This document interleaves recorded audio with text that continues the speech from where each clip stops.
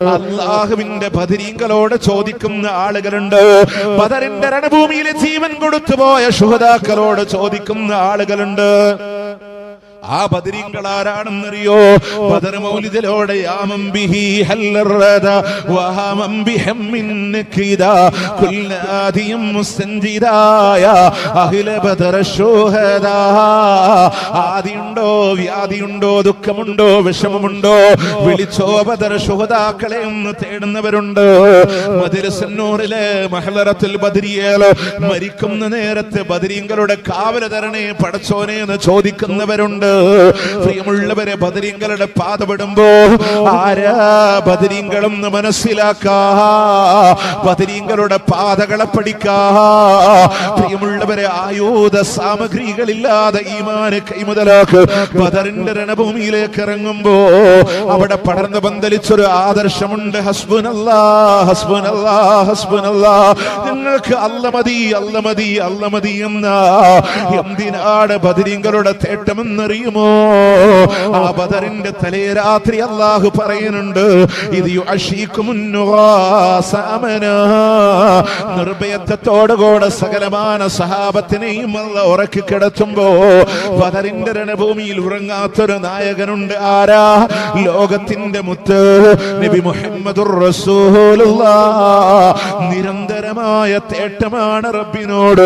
കക്ഷത്തിന്റെ വെള്ള കാണുമാർ ഇരുകരങ്ങളും ആകാശഗോപുരങ്ങളിലേക്ക് ഉയർത്തിപ്പിടിച്ച് കരങ്ങിക്കരഞ്ഞ കണ്ണോടുകൂടെ റബ്ബിനോട് ചോദിച്ചത്, അല്ലാഹുമ്മ യാ തുഹ്ലിക് ഹാദിഹിൽ ഇസാബ.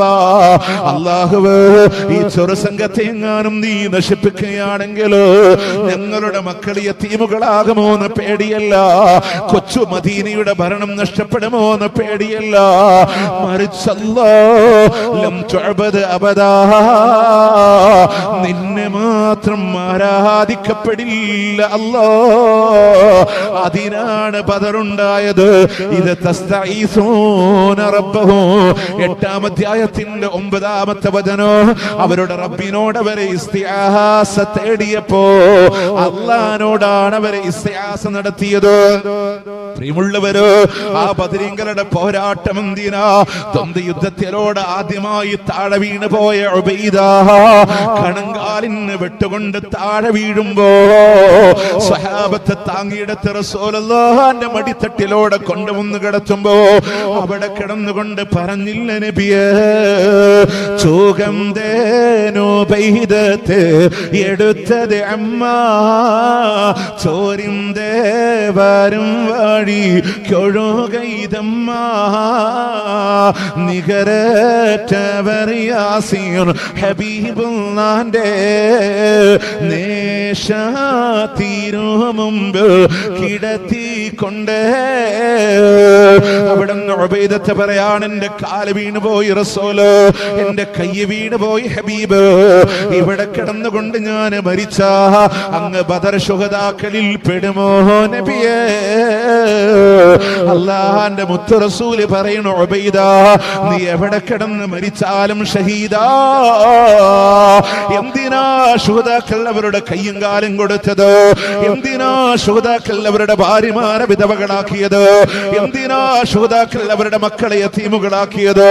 എന്തിനാ ശുഹദാക്കൾ അവരുടെ കുടിലുകൾ പോലും അന്യായമാക്കിയത്? എന്തിനാ ശുഹദാക്കൾ അവരുടെ ജീവൻ പോലും റബ്ബിന്റെ മാർഗത്തിലൂടെ കൊടുത്തത്? ലാ ഇലാഹ ഇല്ലല്ലാഹ്.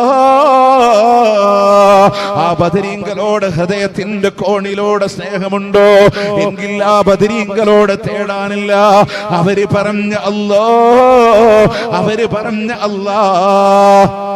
അള്ളാന്റെ മുത്തുനബിയോട്, അള്ളാന്റെ മുത്തുനബിയോട് തേടുന്നവര്, മങ്കുസ് മൗലിദരോട്, ഷറഫുൽ അനാമിലോട്, അള്ളാന്റെ ഹബീബിനോട് നേർക്ക് നേരെ പ്രാർത്ഥിക്കുന്നവര് ആരാ? മുത്തുനബി എന്ന് മറന്നുപോയോ?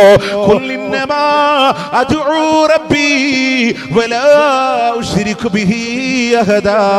ഞാൻ എന്റെ റബ്ബിനോട് മാത്രമേ തേടുകയുള്ളൂ, അവനോടുള്ള ആരാധനയിൽ മറ്റാരെയും ഞാൻ പങ്കു ചേർക്കൂല എന്ന് സൂറത്തു ജിന്നിന്റെ 20-ാമത്തെ ആയത്താണെങ്കിൽ ആ പ്രഖ്യാപിച്ചു പോയ റസൂലുള്ളാഹിയുണ്ടല്ലോ, അതിനു വേണ്ടിയിട്ടാണ് റസൂലുള്ള അനുഭവിച്ചു പോയ മർദ്ദനങ്ങളിൽ, അതിനു വേണ്ടിയിട്ടാണ് പ്രവാചകൻ അനുഭവിച്ചു പോയ പീഡനങ്ങൾ.